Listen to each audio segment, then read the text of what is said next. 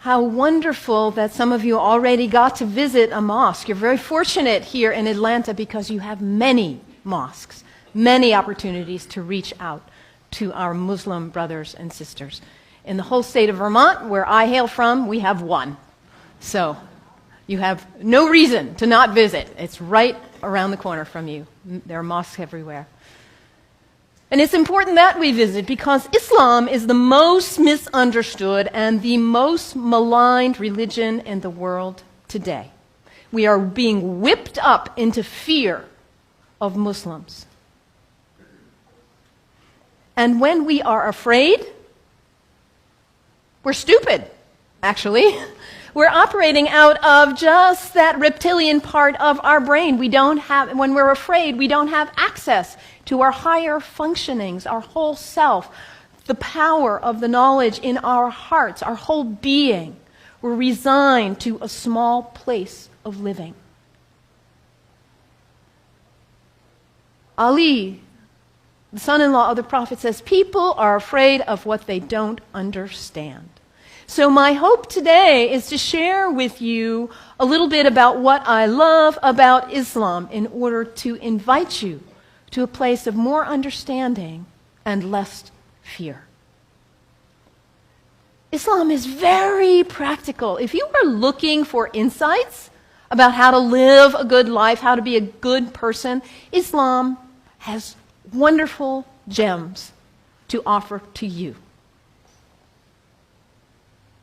One of the things I love most about Islam is that it invites us to be concerned about what is the most important thing in life. To get our priorities straight. What is it for you?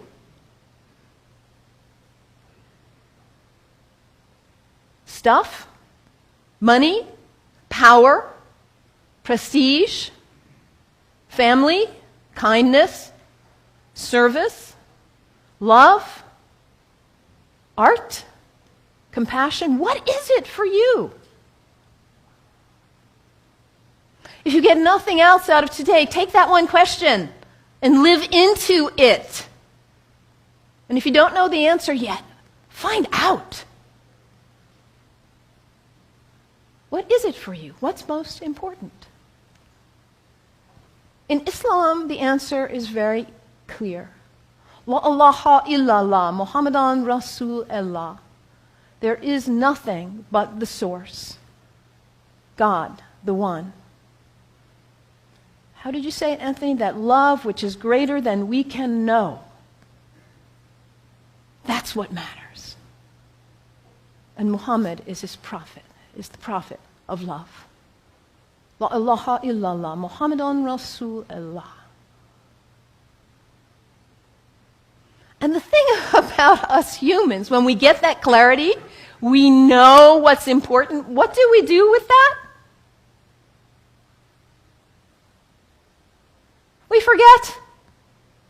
That's who we are. We humans, we are the great forgetters. How many of you made a New Year's resolution back on January 1st? How are you doing with it now? Let's be honest. How were you doing February 1st? January 7th. We get this high resolve and this clarity, and then we get caught up in all the distractions, all the things pulling our attention here and there, and we forget. That poet, Mary Oliver, says, what is it you plan to do with your one wild and precious life? What is it? In order to not waste our life, we need to regularly hit that reset button, come on back to center, to our heart, to what we know is really why we are here, what we know is really important. Regularly throughout the day to stop and come back and say, well, let me check in and remember what matters so I don't waste my day or my week or my month or my life. And for Muslims, this is prayer, salat.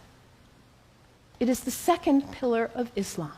The first pillar, la ilaha illallah, to know what matters. And the second pillar is to hit that reset button in order to regularly come back to center and remember what really matters. And for Muslims, this is not an activity in the head. It's an activity of the whole body. Allah Akbar, Allahu Akbar. Bismillah ar-Rahman ar-Rahim. Alhamdulillah Rabbil Alameen. Ar-Rahman ar-Rahim. Malik Yawmiddin. Iyyaka na'budu wa iyyaka nasta'in. As-siratal mustaqim. Siratal ladhina an'amta 'alayhim. Ghayril maghdubi waladdallin. Aameen. Allahu Akbar. Allahu Akbar. Allahu Akbar.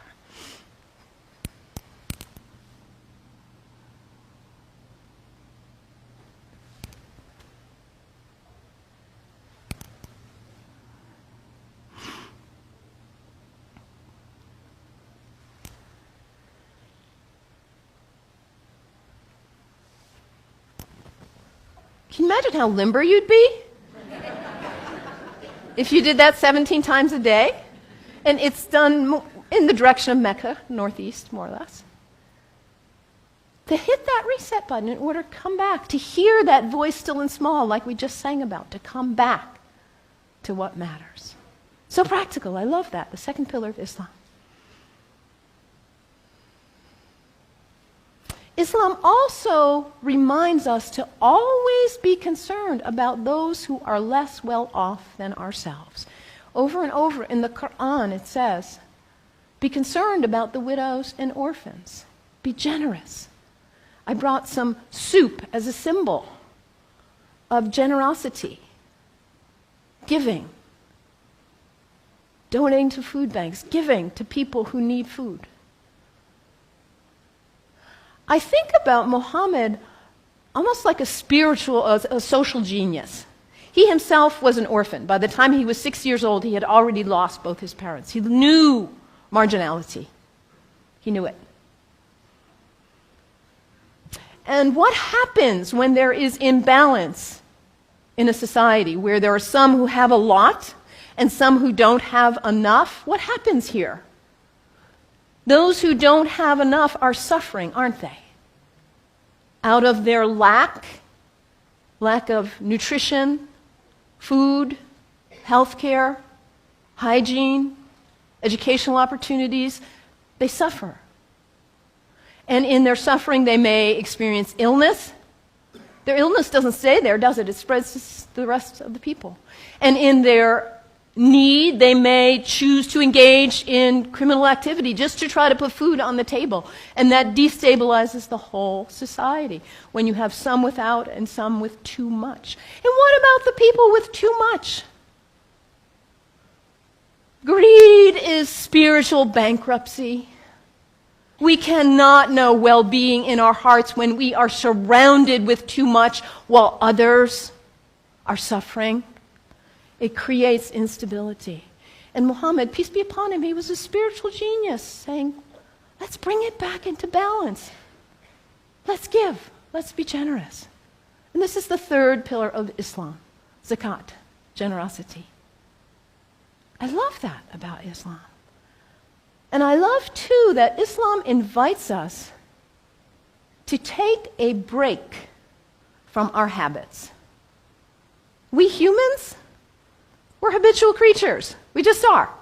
We do something once, we do it again, we do it again. We just do. How many of you are sitting in the same seat you always sit in today? That's okay. Nothing wrong with that. We're creatures of habit. And if the habit's the good one, like brushing your teeth, wonderful. It strengthens you. Your habits can raise you up to give you strength and clarity to live your life on purpose with integrity. Or your habits can pull you down.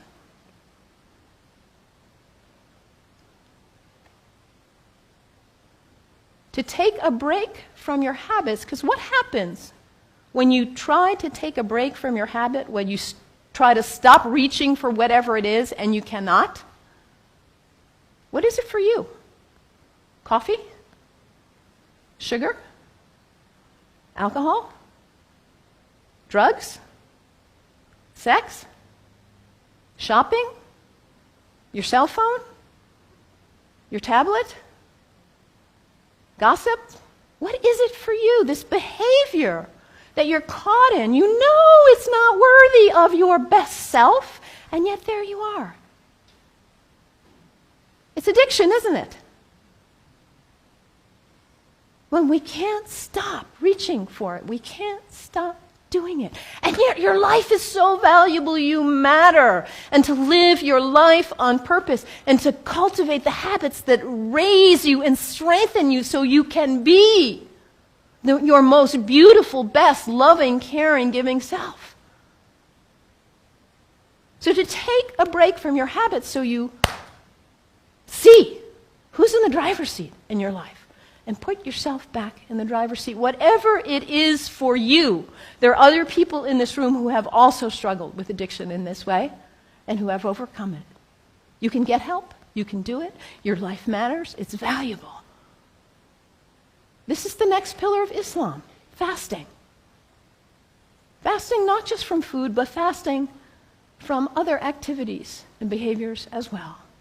And when we fast from food in particular, and it says over again and again in the Quran, fasting is good for you if you only knew. Because we put too much in our bodies, don't we? We stress them. We overeat and put junk. And we don't honor the beauty of ourselves. And also, when we fast, hunger is not a theory in the head, it's an experience in the body when we fast from food, that feeling. And then when you see somebody else on the street who is begging, it's not a theory. You feel empathy because you know what hunger feels like. It's harder to close your eyes and walk right on by. Muhammad, that spiritual, social genius, to create harmony and stability in society. The fourth pillar of Islam, fasting, taking a break from your habits. So practical, I love it. And I also love about Islam that it encourages us to take a break from our location, to travel with intention, to recognize the power of space, the sacredness of space, and how the greats who have walked on this earth have blessed the earth with their presence, their breath, their thoughts, their actions. I know you are on the verge of a major decision about this sacred space for you. You have made this place sacred by your presence here. And as you perhaps choose to move on, you will perhaps make a new place sacred by your use and your love. The earth is sacred. Our places are sacred. And when we travel with intention, we are changed by it.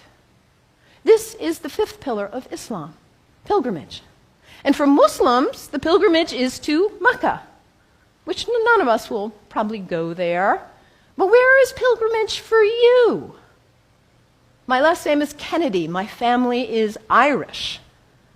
My parents have gone to Ireland. My mother says there are no words to express what it is like to walk in that place of our ancestors, of the great Celtic saints and sages. It may not be Ireland for you or Mecca, but where is it for you?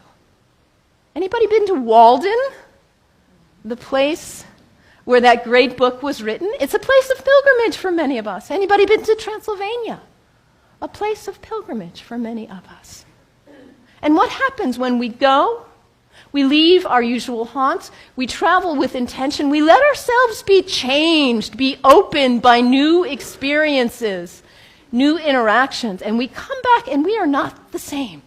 We look at our lives and we say, why was I doing that? I'm not going to waste my one wild and precious life on that. And we come back renewed, and with a new value, a new understanding of the sacredness of our location, the beauty of the earth. I love this about Islam. So practical. What's the one thing that matters in your life? Hit that reset button regularly so you come back to your purpose. And don't be self-centered. Be always concerned about others and their needs, those less well off especially. And recognize the sacredness of the temple of your body. Cultivate habits that are worthy of you, that lift you to the best of who you are. And recognize the sacredness of space and the gift of the ancestors, the sages, the saints, the prophets who have gone before us and held a beacon of example for us. Travel with intention. Let yourself be changed. The 5 pillars of Islam. What great practical advice for living your life on purpose.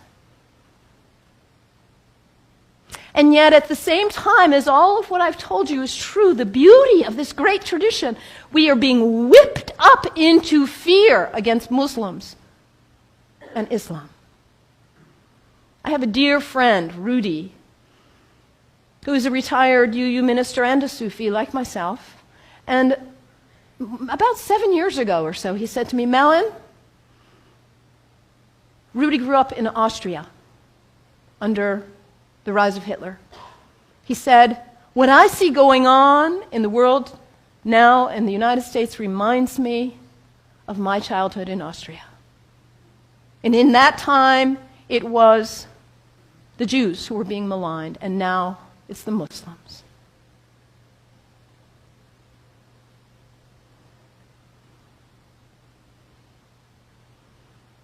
Hermann Goering, the right-hand person of Hitler, a Nazi. In the Nuremberg trials, he said something like this: the people do not want war. That's a given.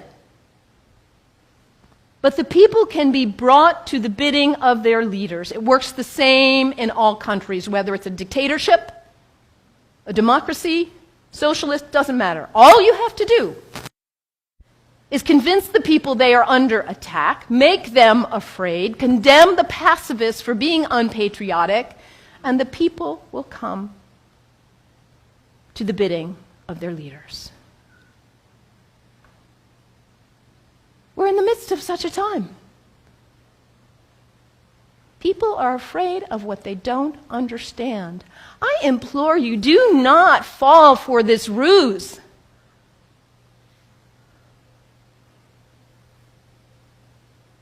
Because, as I said earlier, when we are afraid, we are stupid.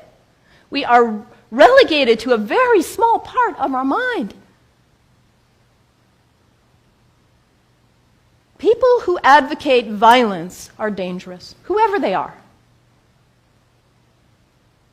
Within Islam, guess what percent of Muslims, this is based on a Gallup study worldwide of Muslims, guess what percent of Muslims think violence is the way to go, is an appropriate response to what's going on? Less than 1%. This is really accurate social science research. And this less than 1% of Muslims who advocate violence are getting 75% of the media coverage. This less than 1%, yes, they are dangerous. The fringe in any religion is dangerous, whether they are Christians or Jews or Sikhs, whoever. Folks who feel compelled to use violence. This minority in any religion is dangerous.